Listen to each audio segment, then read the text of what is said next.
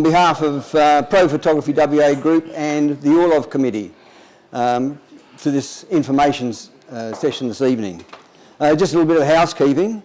If anyone wants to use the facilities, if you get out the door here and walk down to where the theatre is, and I see there's people, there must be another function there. I don't think you're welcome to have a drink down there, but by all means use the facilities.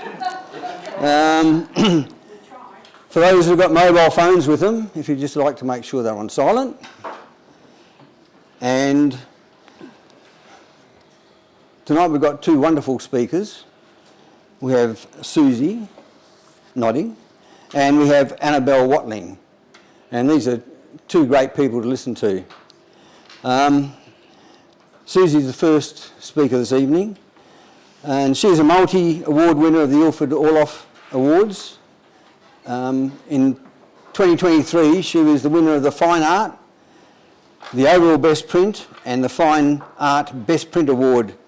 And in 2024, she won the Fine Art category as well. Susie won awards for her creative images in numerous other competitions, such as the WA Salon, the Perth National Photographic Awards, and the Royal Show, and has been highly ranked or recognised in many other national competitions. Susie specialises in abstract images, and her passion in creating composite works by capturing distinctive urban architecture and blending them to make her stunning images.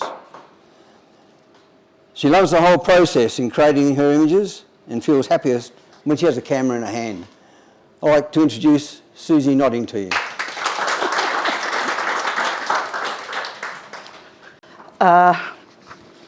So then, I've been asked to talk about why I entered the Ilford Orloff Awards and what I have got out of it, and there's a lot to speak about. So, why does anybody enter competitions? We all have our various reasons, and for me, it was because I wanted to learn, and I wanted to take better photographs and to understand what makes a good image. I started my photography journey quite late in life when my husband bought me out of the blue a camera, and I had no idea what it did. None of the buttons or dials meant anything to me, and I had some spare time, and so I thought I would teach myself. So I am very much self-taught. YouTube has been a very good friend to me, and I have taken myself off and done a couple of small courses at TAFE, but other than that, I am self-taught. Initially, I just got very impatient and frustrated with the whole thing because I didn't understand why I couldn't understand it all in one day, and I just kept trying and making lots of mistakes and not understanding what I was doing, but I persevered and seem to have been able to produce a few good images. So I often see people showing quotes of important people, artists and politicians and philosophers. Well, I've got a couple of quotes for you today, but mine come from Dawn French. The Dawn French, the comedian, is my sister as far as I'm concerned. We are both of the same age, of the same height, of the same size, and we come from the same place in the UK.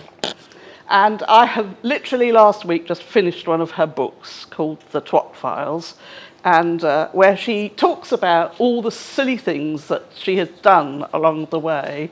And so, and she embraces her mistakes, and I have always embraced my mistakes because I have learned so much from getting things wrong. And I don't think of them as negatives, I think of them as positives, and I will be showing you an example a bit later on of one of my negatives that became quite a big positive. Anyway, these are the direct words that Dawn French writes in her books. One book. Mistakes make you memorable. Mistakes tell us about ourselves. Mistakes tell us about others. Mistakes are hilarious. Mistakes are gloriously human. So I couldn't have put that any better myself. But back to entering competitions. So whilst I was learning and on my journey, I went down to City Beach one day to practice taking a picture of anything.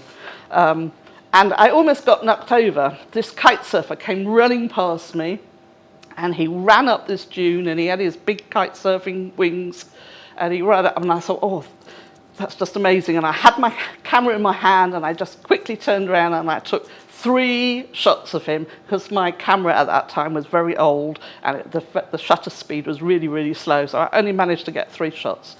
And then when I came back home and I processed them, one of the shots I just thought was just amazing. And I couldn't get over how good this shot was. And I thought, oh, I don't know how to judge it. I like it, but does anybody else like it? And then a few months later, I noticed there was a very big competition, international digital competition, and I thought, oh well, I'll put the image in and see how it goes, because it'll all be anonymous and nobody will know who I am, because it's everybody in the world has got no idea. So I entered this competition. It had lots of different categories. So I entered it in the sports category, and a couple of months later, the results came out, and they showcased the top 50 images in every category, and my image was number 49. I was so excited. I mean, it was my very first competition, and I was up there on the internet, and I was really as pleased as Punch. And so I thought, well, what else can I do?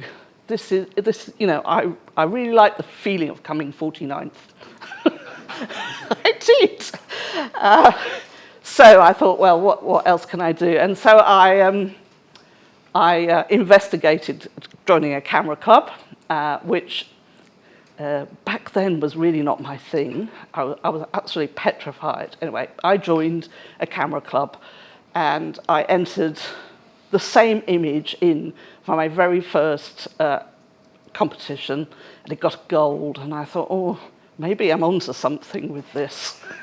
So that's the start of my competition journey, and one of the main reasons that I like doing it. I like to see where, I like to learn. I really do like to learn. I'm always learning things, but I like to see where I am with my peers, and then as my progression progressed, I wanted to see how I went against the professional photographers. And I seem to be doing quite well. I'm very happy with where I am and where I fit in. I've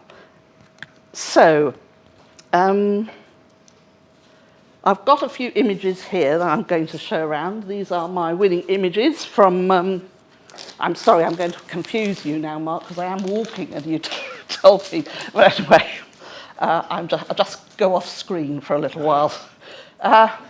So this is my one of my fine art ones from last year, called The Hand of Man, which is quite graphic. I don't know, I'll just leave them on the table and you can have a look at it. This is The Man in the Moon on some lovely paper. Thank you, Fitzgerald. Contemplation, which has recently just got 9th place in the Asia Pacific Awards. So I was very pleased with that. So that's done quite well. And that is, I can't remember what I called it, but anyways. It didn't have a title then, so I have to make it up. And then I've got the winning image that I got Best Print for in 2023, which is called Shearing, because that's a take on, my husband's arms holding the shears, but also the fact that it's a shearing bull. And now this is what I mean about mistakes. So when I did this. The end result is fine, but I started out actually wanting to do some family photos of my sons, and I had this idea about him, one of my sons walking on this tightrope, and so I got him to pretend to walk on a tightrope in the back garden. I took a picture of him and set it all out, but it didn't look very good. So that was one of my biggest mistakes. But I thought, well, perhaps then I could get somebody to cut the rope, pretend to cut the rope. So I got my other son to do the cutting, and it was his arm in a different image, because I've got a series of 3 or 4 of these that I thought, oh, the angles of that looked really good, and so I went on to get all my sons to do cutting of ropes of different lengths and all different people doing things on the ropes. So that's that. So the mistakes lead to, in my world, positive results, and that's why I like to play around, make mistakes, but they always lead, usually, to something good. Now then, what has the Orloff and winning fine art done for me? I think the biggest thing it's done is give me so much more confidence. You can all take an amazing photo and think it's fantastic, but I don't know about you, I always get doubts about my photo, whether it is really good or whether anybody would like it. I'm always criticising what I've done and thinking, oh, I shouldn't put that in. But these doubts get bigger and bigger as time goes on, and I procrastinate, and at the end, when I'm trying to put an image into something like the Orloffs last year, I threw them all out, well, all but 3 out, no, all but 1 out, so I actually had to make 3 new ones in the last 2 weeks, just because I have self-doubt and lack of confidence. But every year I do myself a New Year's resolution related to photography. This year, my New Year's resolution is to actually enter all those images that I was very doubtful and thought everybody didn't really like into my camera club competitions, and we are so far 4th month into the year, and all those images that I had doubts have all done very well. So perhaps the lesson learned is we should just go with our first gut feeling and enter when we can. I would never have dreamt in my wildest dreams that I could have won the Fine Art Photographer of the for Ilford Orloff, and the gods have been really good with me. I think here in Western Australia we have the most encouraging and supportive of photography communities, and it has really added to my experience. I remember the first Ilford Orloff Awards, standing there in the foyer before we all went in, and this one of my idol photographers came up to me and he started talking to me, and I thought, ooh, why is he talking to me? Because I just thought it was really nice that he came over and was so supportive and was saying such nice things, and it was one of the most memorable and comforting things I've found. And the whole of the West Australian community is all like that. It's absolutely fantastic. Since winning, I have been getting involved in a whole load of other photography-related things. And I've been on committees, and I've been learning about competitions and exhibitions. I have been invited to do some talks, which may not be everybody's cup of tea, but I started off with just going to a camera club that I know are quite small and doing one, and they seemed to quite like me, and now I'm getting asked to do lots of camera club talks. I'm even doing interstate ones now. So I've just done one for Victoria Camera Club, and I got one in Brisbane coming up soon. I've been invited to be part of Photo West this year, so that's an amazing thing, and I'm really looking forward to that. And in actual photography, this year in January, I was asked to take a simple drone shot of a sculpture on a building, and I thought, well, that's fine, that's easy, I can do that, no problem. I went with my drone and set it up, took the photo, and then they said, oh, whilst you're here, can you do some video of the whole of the block, and so that we can showcase that? And I thought, oh my God, why are they asking me that? I never said anything that I could do video. Anyway, I thought, well, it is what it is, and I'll do the best that I can. And so I did. I went back. I had to learn video editing. I'd never done that. But again, I just liked the learning aspect of it. And I gave them the video. They seemed to like it. They're using it, and they paid me for it. So, you know, this is just amazing. It's the icing on the cake. And just last week, I started a new project. I am currently doing the behind-the-scenes photography for a feature film that's being filmed here in Western Australia. So that is just another completely different side of photography that is, it's not difficult to take the photos, but it's just a very different experience being involved with all these people with huge cameras and lighting, and got to be silent, and it's very, very interesting and a bit scary. So I have to say the whole experience has just been amazing, and I've loved it, and I hope that, and I'm sure it will go on. I want to say yes to anything and everything.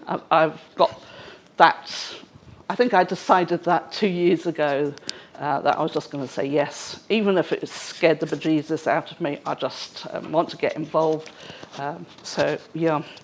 So I'm just going to leave you with one last quote from Dawn French, in that she said one of the last things in her book is that the key to life is to join in. So I really hope that you all join in and enter the Ilford Orloff Awards.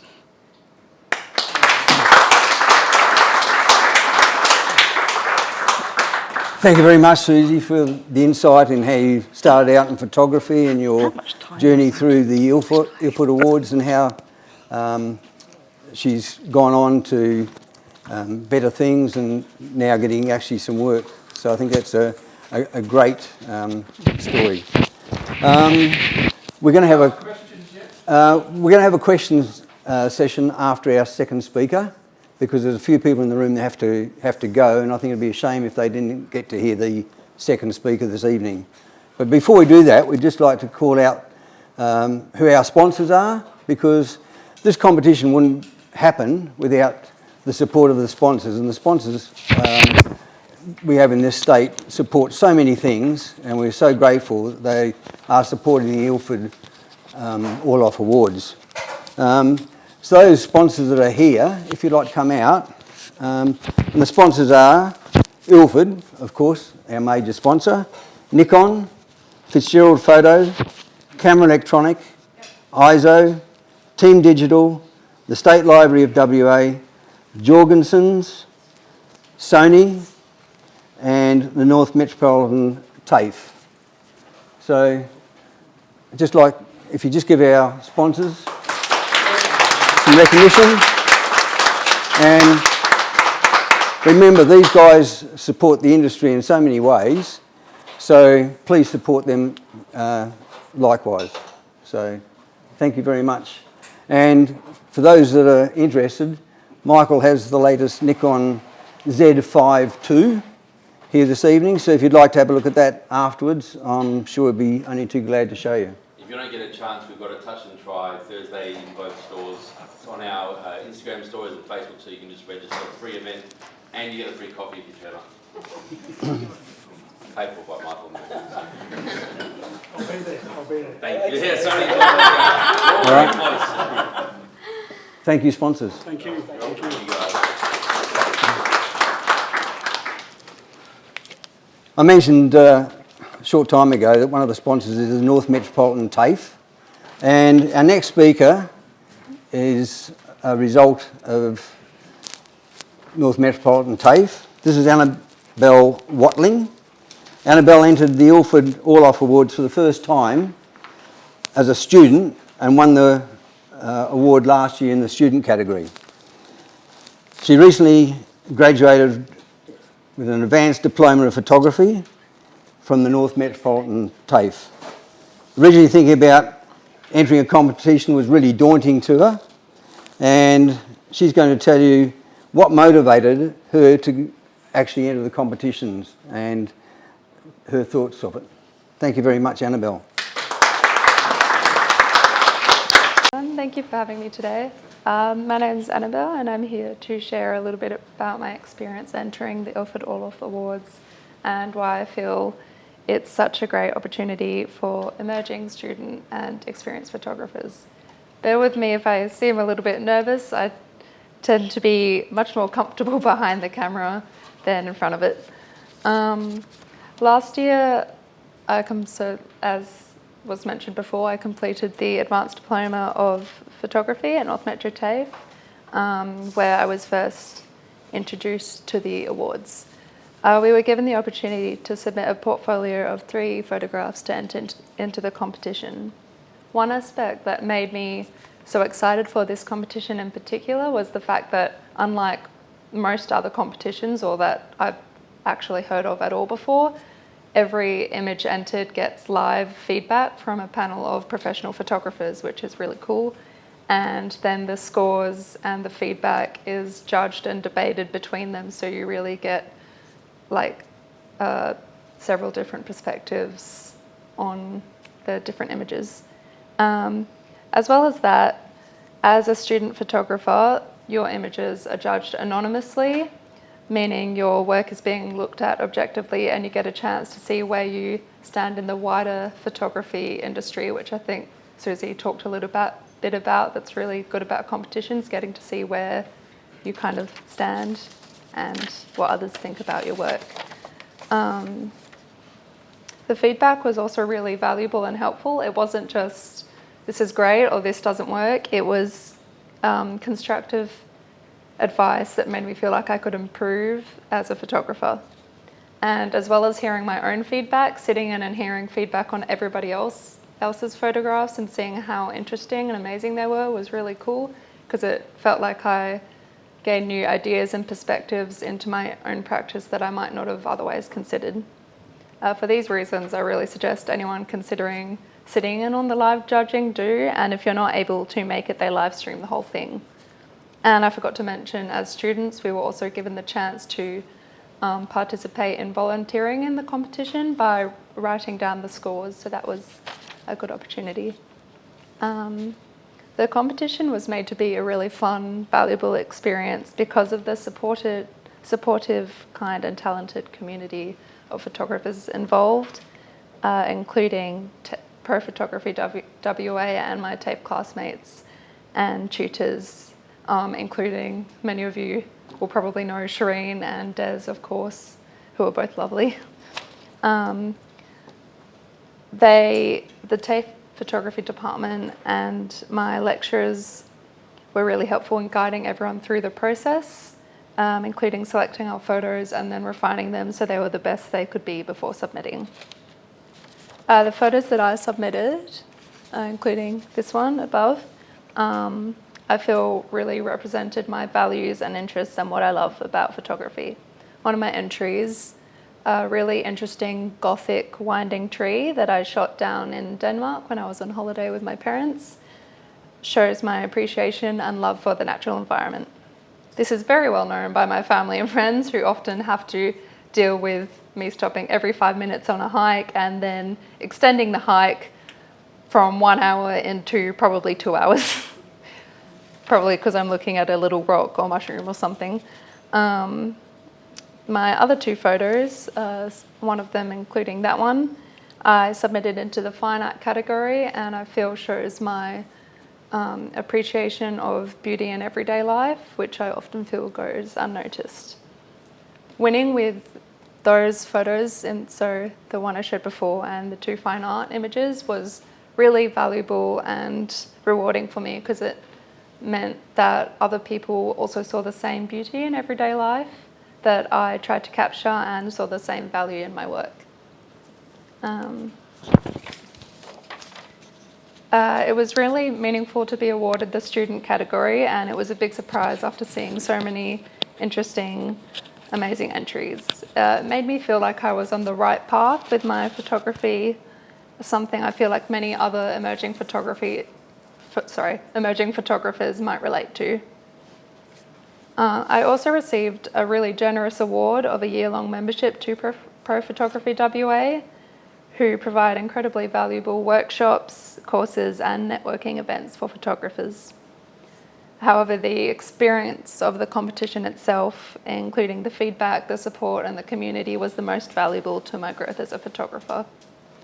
Before I just wanted to reiterate my thanks to Pro Photography WA for this amazing opportunity. Winning the student category was a huge honour, but the experience has been even more valuable. And I definitely encourage anyone here thinking of entering to do so, which I probably assume you are because you're at the info session, as even if you don't win, the experience itself is so valuable. You get feedback on yours and other people's images, a chance to connect with other photographers, and a chance to put your work out there. Thanks for having me speak today, and I hope everyone, particularly student and emerging photographers, are encouraged to enter.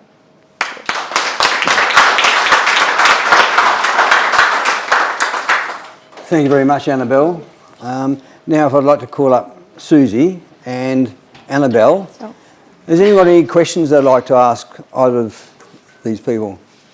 Richard? Question to Susie. You talked about making mistakes and having a go at experimenting stuff. So I suppose we'd say you're an improviser, if I can use that phrase. How much of your improvisation behind that improvisation, how much if any, pre-visualisation takes place? Do you have an idea in your mind's eye in advance of shooting most of your ingredients?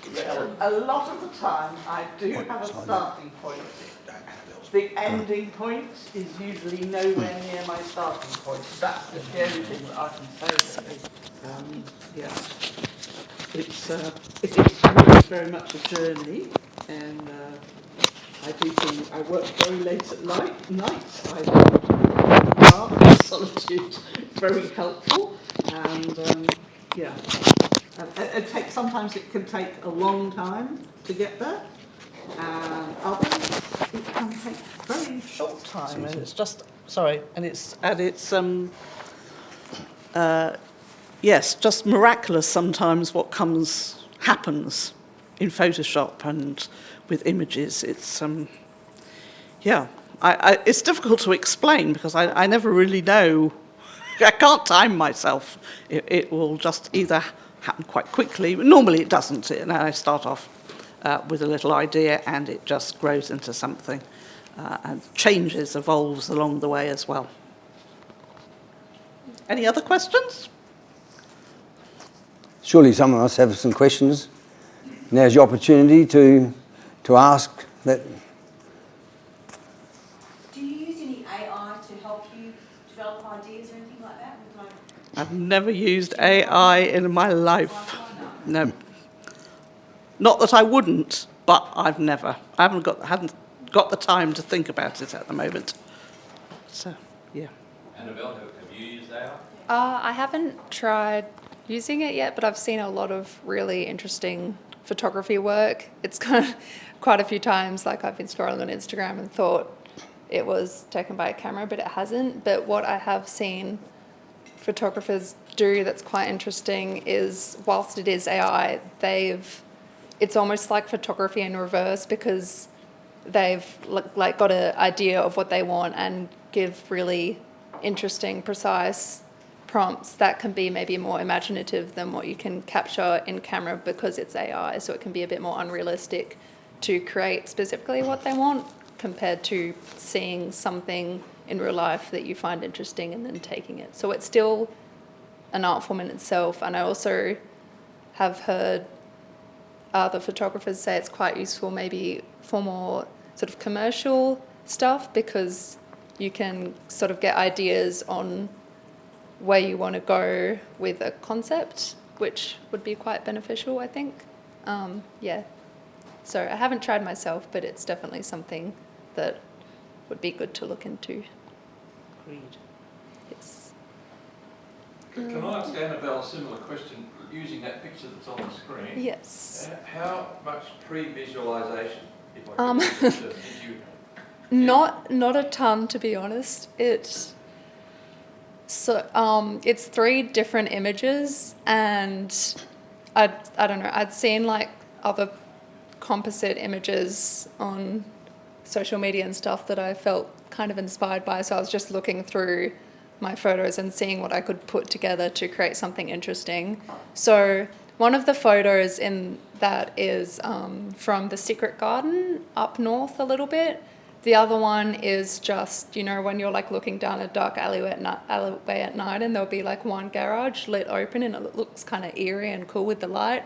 And then the other one is a photo of my friend in Kings Park because she wanted to take photos in a wedding dress she found in an op shop one day. And she's a fashion student, so we were like, sure, let's go to Kings Park and do something random. And then, yeah, I was experimenting with it and thought it looked kind of cool and ghostly and like she was walking into a Narnia or something like that, I guess. Yeah, so not a lot of pre-thought for that one, to be honest, but yeah, I tend to work better just kind of creating as I go, I think, and seeing what I find interesting as I'm seeing it, I guess. I don't know, that's not the best wording, but yeah. Yes? Question here. So this is both of you. So with your images, whether they're composite or whatever, are you cleaning up the image? Like sometimes you might have a good photo, but there's something in it that's distracting. So would you remove things and clean it up first before you put your composite together or before whatever you enter? For me, a little bit of both. If it's stuff, I don't know, it depends on what order I think of it. Like for that one, for example, I probably cleaned up a little bit, did a little bit of editing and cleaning beforehand on maybe my friend and the Secret Garden, but because I can only see all the distracting elements and I don't know, stuff that influenced the entire photo once I put it all together. I did most of it after because there'll be bits that I hadn't seen before that kind of influence it differently because there's different things laid on top of each other. And yeah, different distracting elements, like bits of grass going into my friend that wouldn't have been there before because the grass wasn't there before because it wasn't overlaid. And yeah, there you go. I'm a bit of both, really. If I there are certain images that actually I think look better not tidied up, and then I will do things where I've done very specific cutouts and composites that actually I want everybody to know they're cutouts and composites and they're not actually real. I've put it in because that's the look that I'm going for. So for those I will be very precise and tidy it up. So it depends on the day of the week, is all I can say. Yeah, no, that makes sense. Depends whether it's purposeful or not. Last question. Do you guys have, to both of you, do you guys have a network of people to bounce ideas off of? Or do you have a network of friends that you might say, hey, I've got 7 shots, like you guys, to have, tell me which 4 to enter. Like, how do you have a little community? Do you have a little bunch of friends? I don't. I know. Do you want to join one? I've struggled with this because I really would like to have one. I suppose I'm scared of what people are going to say to me about my photos. That's what I am, really. So if I just do it myself, I have to own it all myself. That's sort of where I am. I'm not against the idea. I actually think it's a very good idea. It probably would improve me an awful lot. I just haven't got to that point yet. Probably similar with that in terms of, like, I'm not part of a like photography club or anything. Well, I'm part of the membership here, but that photo is probably a better example of what support I'd say I do have is probably from a lot of my closer friends, because they're all quite artistic. So that friend in the photo is a fashion student, and she's also actually doing a photography course, like a unit at Curtin. So I don't know, we'll plan photo shoots together, or I'll help give her advice on her photos, and she'll be quite good at giving me advice on the composition or fashion or other details, because she's also creative. And then my other friend is studying film, so we all can kind of help support each other in that way. And then I've also got my TAFE peers from last year, and of course my tutors that are also quite involved in Pro Photography WA, so I get their support and Pro Photography WA support, which is really beneficial. Yeah. And No more questions? Could you just give these two a round of applause? And thank you very much, Annabelle and Susie.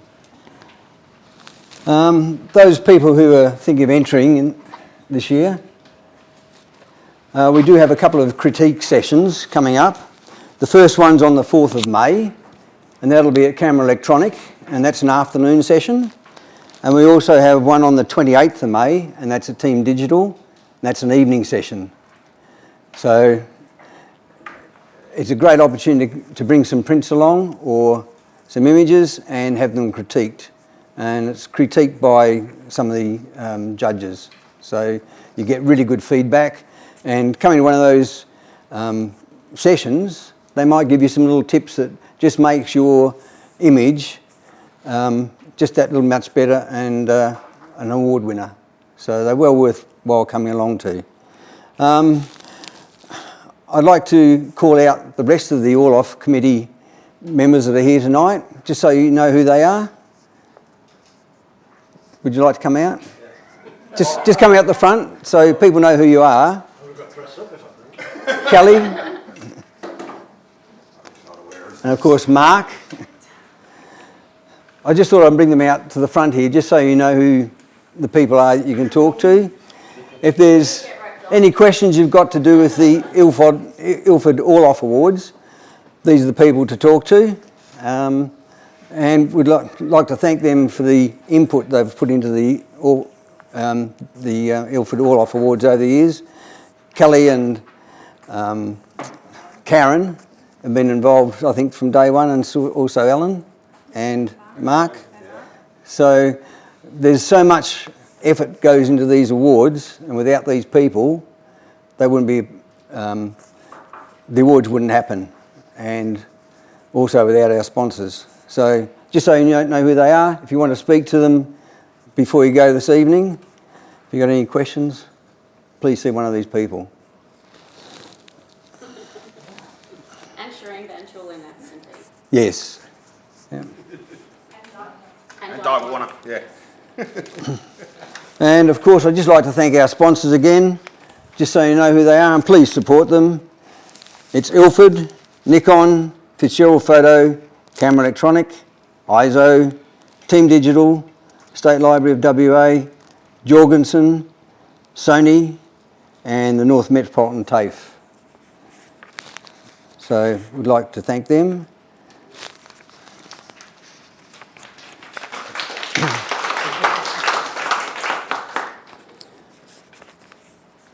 All right, well, thank you for coming. We're just going to have a break and then come back in and we'll continue. Awesome. Thank you, everyone. Thank you for coming along tonight to learn a little bit more about the Ilford Orloff Awards. Annabelle and Susie were both phenomenal in encompassing what the Ilford Orloff Awards is about. It is about community, it is about learning, it is about growth, and that is why a lot of our entrants do enter.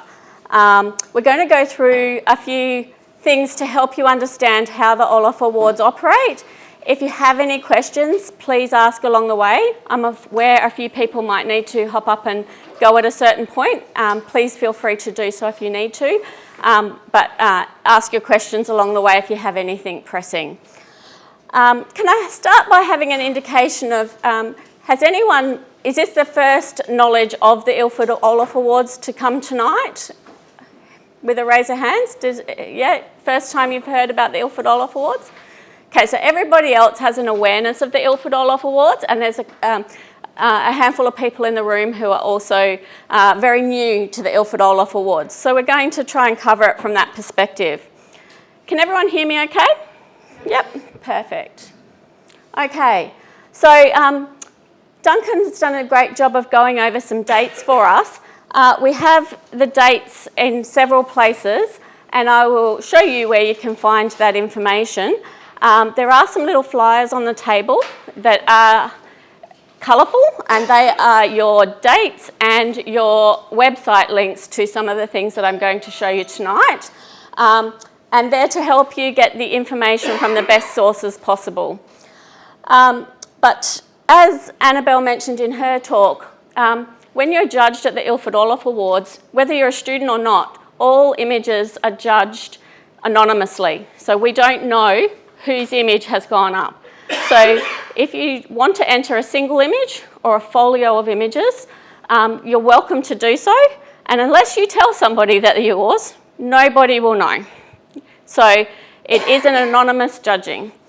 One point I want to make before too many people do have to go is the use of AI is not permitted in the Ilford Orloff Awards.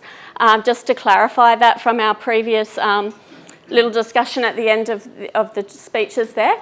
That includes the use of things like generative fill. So you are allowed to composite and things for fine art, but if AI has produced the pixels, it's not permitted. So you have to take the pixels from images you have taken. So that's just to clarify that little bit there, and if we have any more questions, we'll get to that when we get to the next bit.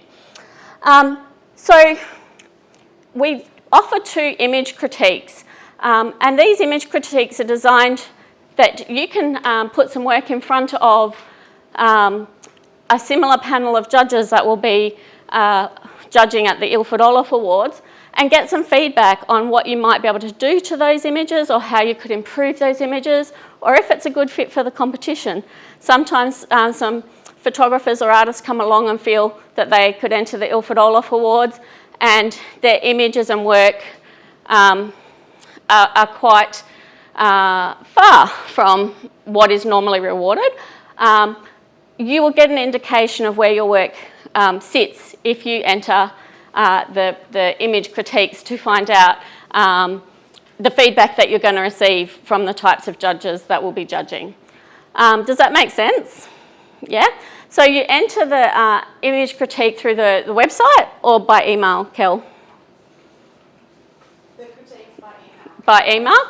Or on the Facebook event. Yes. So we have a Facebook event up on our page, which I'll get you to in a moment.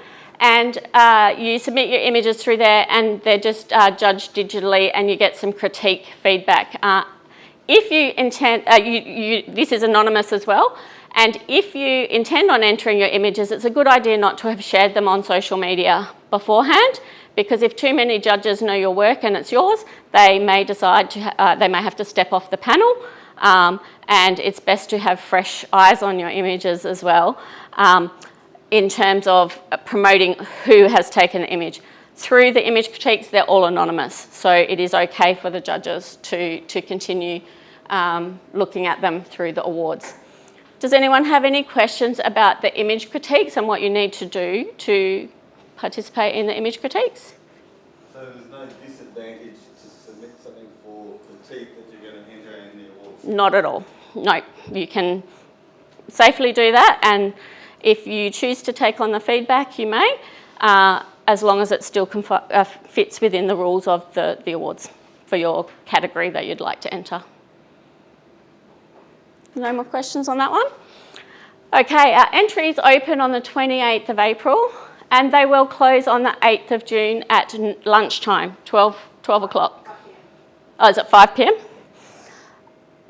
This will not be extended at all like some other competitions where they keep it going so that, you know, people who are last minute have another chance to have a go. We found that that's unfair and causes a few issues from us at the back end. So that is a firm date. So if you're one of those who like to work to the last minute, perhaps put a few days before into your calendar to make sure you get in there. I know I'm one of those people that need to make sure I have everything sorted. Our digital judging days will be held here at the State Library. We will be upstairs. If you need accessibility requirements, please email the committee prior to coming along to see the digital judging. We have Monday afternoon, Tuesday and Wednesday planned to be doing the digital judging upstairs. Monday afternoon is usually the video category and is usually our setup day and time, and then the rest of the categories are on the Tuesday and the Wednesday. We don't know what categories will be on when until we receive all our entries, because we don't know how many images are going to be entered in which categories at which time. If we do get an overflow of images, we will be advertising through our Facebook page as soon as we know, as soon as we've collated the images and we know what images are when. And we will be putting that on our Facebook page and advertising the times and dates that they will be. If we get an excess of images, there will be a category put on the Monday afternoon as well as video. Yeah? There's a panel of 5 judges that will sit upstairs and look at the digital judging, and they will be having a panel discussion, and every image receives a comment. And then images which judges have scored that have some difference in scores, we have a process where they discuss the image, and some of the judges will be invited to rescore after that discussion takes place. So that's the process of what happens with the digital round of judging, and it will be upstairs. Everyone? Is there a time frame on the digital, like it has to be done in the last 12 months or 5 years. 5 years? But yep, we're going to get to that. I'm sorry. You're right. Okay, so for some of the rules, we're not going to go over every rule. We do have a copy of our rule book here. It is available online. Please don't just hit print without thinking about it, because it is 63 pages. But it is easy to go through, and I'll show you how online in a second. You're welcome to print out the relevant sections, but just a warning, if you hit print, you're printing 63 pages. This is kind of like a little chunk of summary of that information, and you are welcome to ask us any questions about any of it tonight or at the print critiques and other events. It's open to WA residents over 18. Our first round is digital printing, and finalists will be invited to print their images, and they are presented as a matted product. There are rules and specifications around how this should look. You have choice of paper, but you have thickness requirements and size requirements that have to be done if you're chosen to be a finalist. Now, we can give you a hand with that if you've never looked at printing before or matting before. One of our sponsors, Fitzgerald's Photo Labs, is old hand at this, done it many, many times and many, many years, and they will be able to help guide you through how to go through this process and paper selections for your images. The rules around that are the choice of everything is guided by you, and as long as you have discussed it and it's under your instruction, someone else may help you with the Photoshop in some categories, and they may help you with a paper choice and then adjusting tonally for how the ink will then sit on that particular paper choice. So that is all within the rules that you are able to do that. And as I said, Fitzgerald's is able to help you out with that one. To clarify that though, only finalists who have an email or a phone call that are invited to come to the print round, to be in the print round, are the ones that need to print. First stage is digital, second stage is finalists. When you are notified if you are as being a finalist, we ask that to keep it to yourself until the judging is complete and the awards night is had, and there's a little bit of a time frame between the two. So we just ask you to, keep that anonymous just so the judges don't find out who are finalists at this point in time. Is there anything else on that one? No? Checking with the committee there. What can you enter? There's different categories to enter. You may enter a single image in any category, or you may choose to try and have the opportunity to win the category. To do that, you need 4 images within that category, and your score across the 4 images is what helps you become a finalist. Once you've become a finalist, those scores are not part of the process that is involved in the print round of judging. The print round of judging operates separately to that, but it does qualify you to be a finalist. So if you would like to try and be in a category, please make sure you've got 4 for that category. You may enter as many categories as you like, but if you would like to try to win that category, you need 4 for each category. But you might choose to enter 4 in environment and 1 in portrait. That is absolutely fine as well. It's up to you. We've got amazing sponsors, and we have over $12,000 worth in prizes. Our final winner receives $3,000 in cash, and our category winners receive prizes from all of our amazing sponsors. So there is so much gratitude to our sponsors. So if you'd like some more information, some of it's on the sheets, but if you're a person who likes to get the code, this will take you directly to the Ilford Orloff website, and that's where the rules do sit.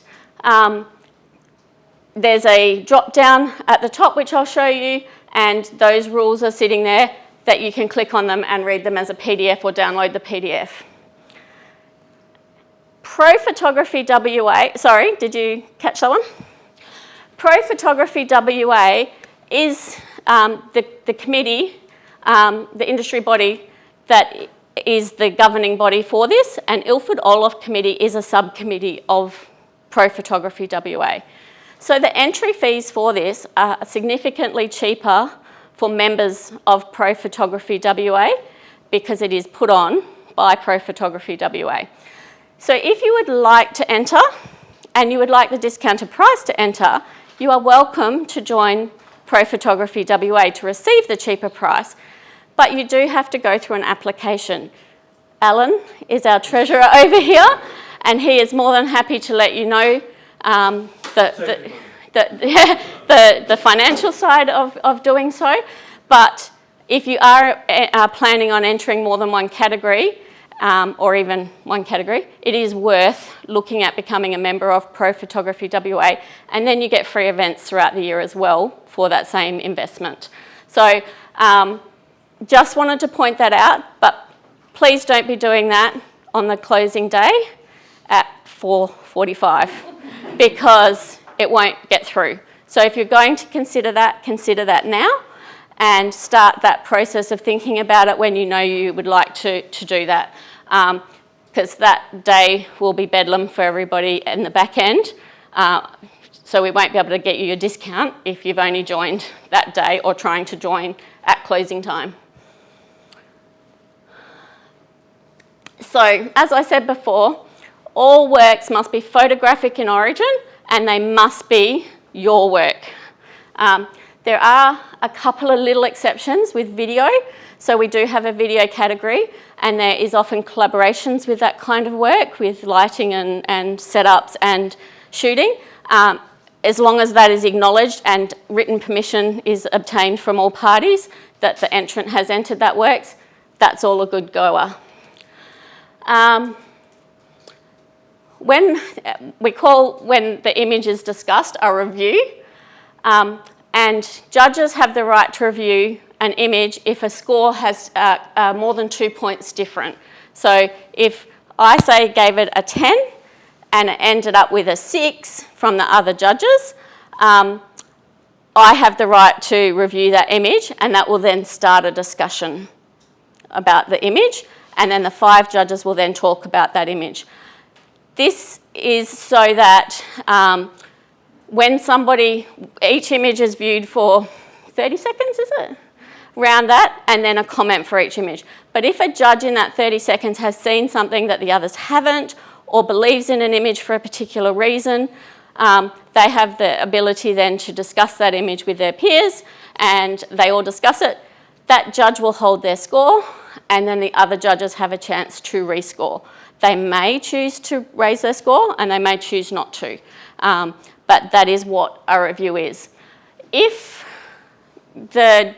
someone's gone for a 9 or a 10, and when I'm talking about these numbers, I'm referring to this judges and scoring sheet, which is on the tables there. It gives you an indication there of what aspects that we're looking for it to receive a 10. So a 10 out of 10 is an image that something very innovative and exceptional.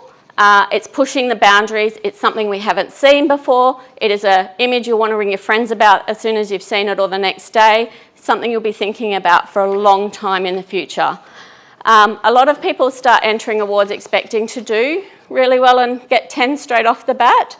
But if you're at a bronze level, which is a 6, or a 5, which is a pro level, it means you're a professionally competent photographer, and you're probably just actually acknowledging where you fit if you're an enthusiast starting to enter awards, and it may be that you didn't realise that subject matter or that type of photography you've done is something that a lot of the professional photographers have done a lot or seen a lot before, and it's not breaking new ground, but you're doing an amazing job because you're up there with the pros.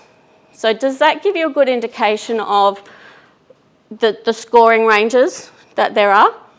Does anyone have any questions about that? Just one question. So if you put in a portfolio of 4 photos, how's that judged? Is all forward, because if they're like... Never sequentially if we can help it. We're human. Sometimes we make mistakes, but we try to ensure that the images are spread across the category and they're mixed up within the category. So your 4 images shouldn't appear bang, bang, bang after each other.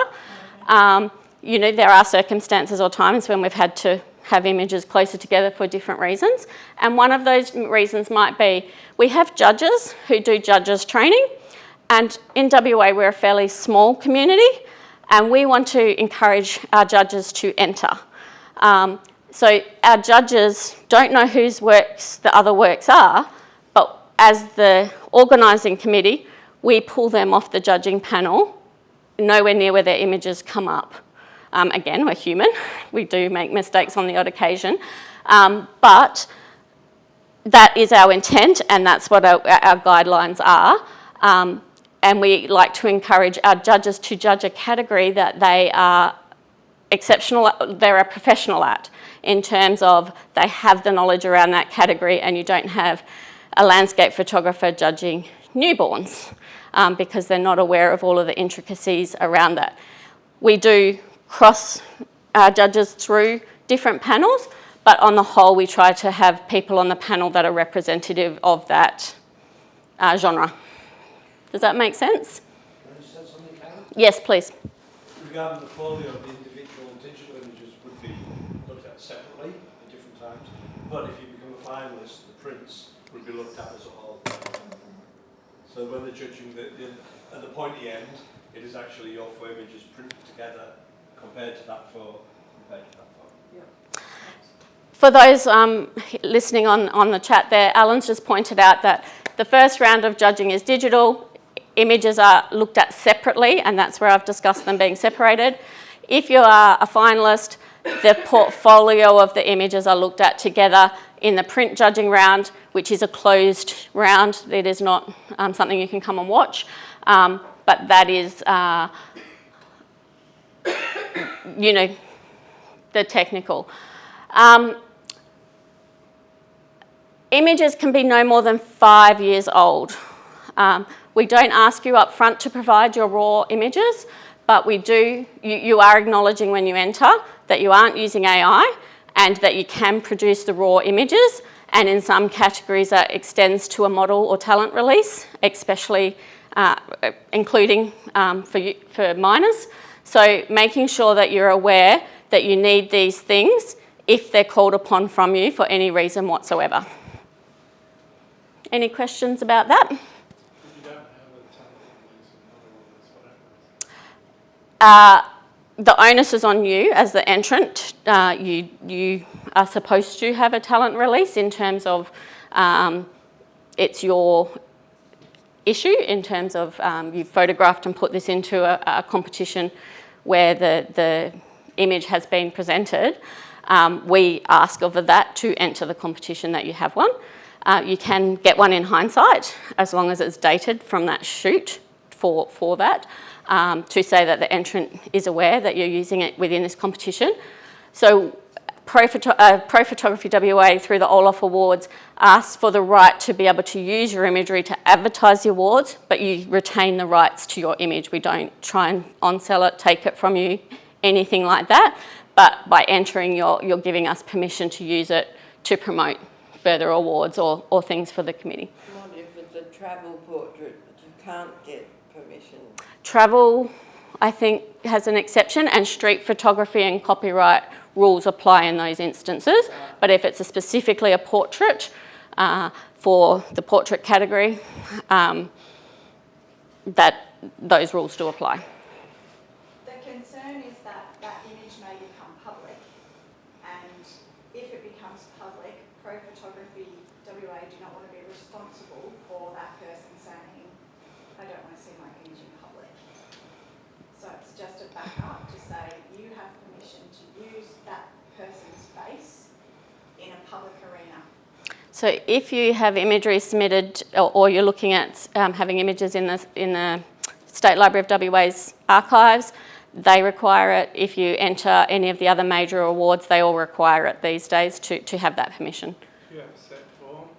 If you're a member of PPWA, there's a whole list of forms and contracts and things that you can have access to.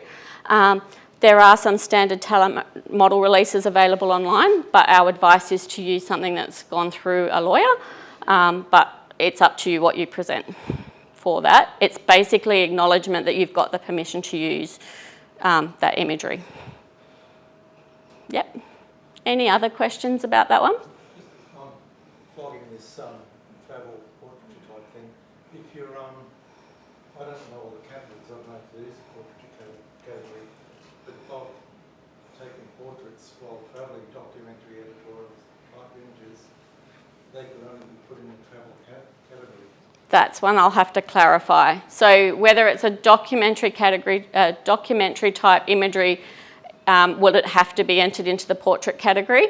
That is something that I'll have to get back to you on, unless someone else from the committee has an answer right now. We also have some coverage in the rules about that kind of stuff. That's a long-winded answer, so speak to us afterwards. It's a long answer. Awesome. So,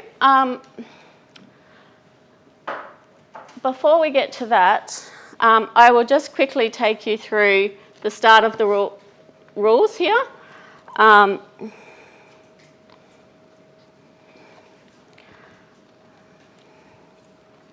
So it's the same document as this, but online, this page is left intentionally blank because when you print it, we wanted a printable copy.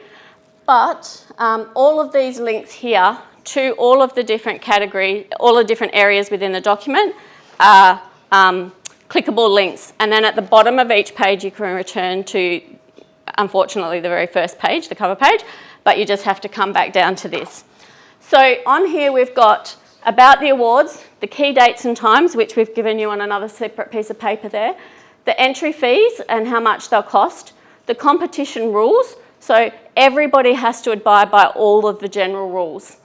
After that, we've got category-specific rules. So this is where you only have to go to the category you're looking at entering to know the rules, because documentary is very different to what you can do in fine art. So in fine art, you are able to enter composites. In documentary, you cannot. You can only do your basic tonal range adjustments and cropping, essentially. So this is where you find out all of those category-specific rules, and I'll just run through because it's small on the screen there. We have the fine art category, the portrait category, the documentary category, the environment category, which has 2 subcategories within it. One where you can do things to the imagery and one where you cannot do any manipulation to the imagery. Commercial and advertising category, wedding, video.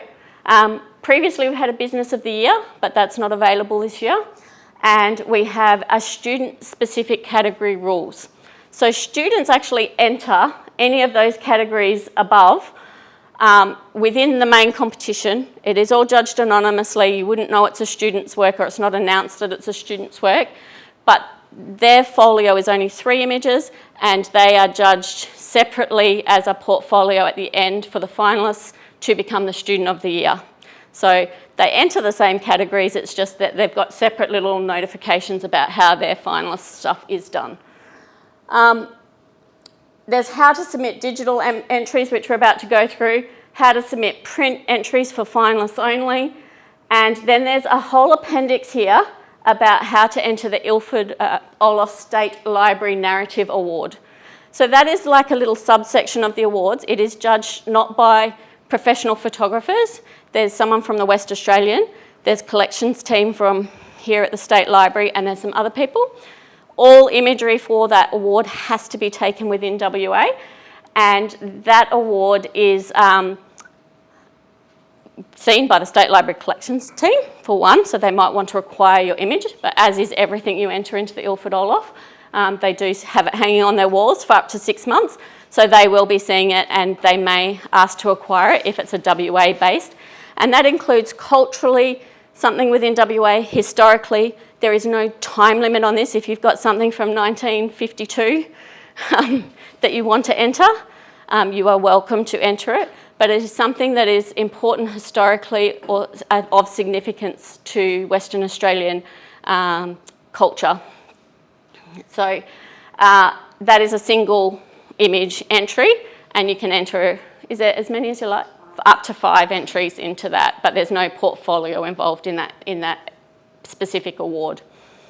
Does anyone have any questions about the State Library Narrative Award? No? Cool. All right. How to enter.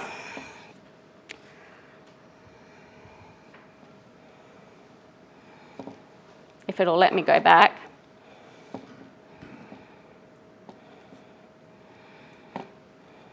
Let me out.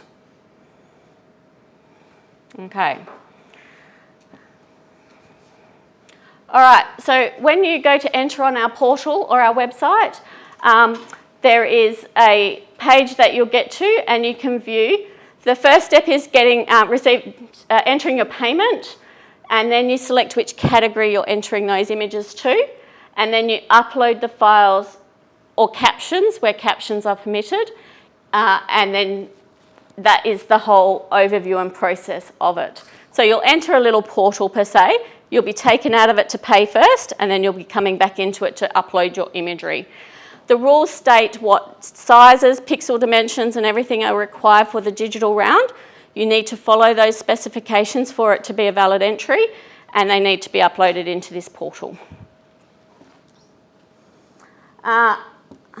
So this is what the entry payment portal will look like. You click on the link and it will take you to your entries, which is up here. Then it will go through the process of your payment, and it will give you a number.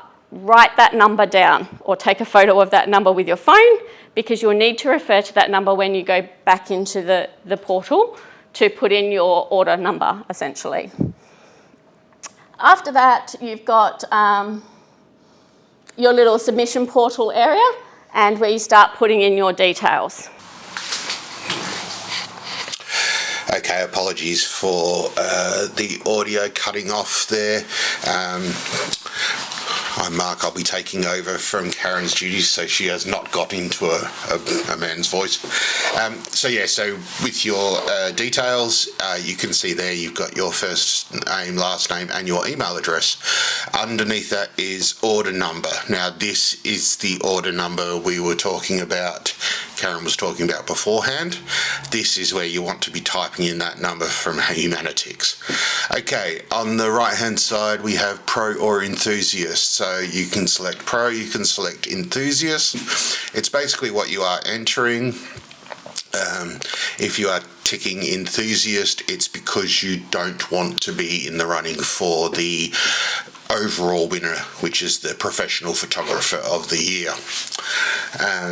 Underneath that, you're ticking yes whether you're a Pro Photography WA member or not, and your membership number if known. Okay, moving on from there, once you've done all that, it's time for you to start selecting your categories. So you can see here your categories and image upload. You want to select which categories you're going to be entering. I believe you're selecting all of the categories. So if you're entering multiple, say you'd want to enter commercial, fine art, and portrait family, so click on all three. Once you've done that and press submit, you're going to get to this page here, and this is where you upload all the information and the image itself. You can see the image on the left hand side, the image resolution 3200 pixels on the longest edge, color space is Adobe RGB 98, one file only, and there's a 2 megabyte limit. Now, descriptions need to be 25 words or less. This is optional, whether you would like this read out basically before as the judges get to look at the images, so it can help them understand the image.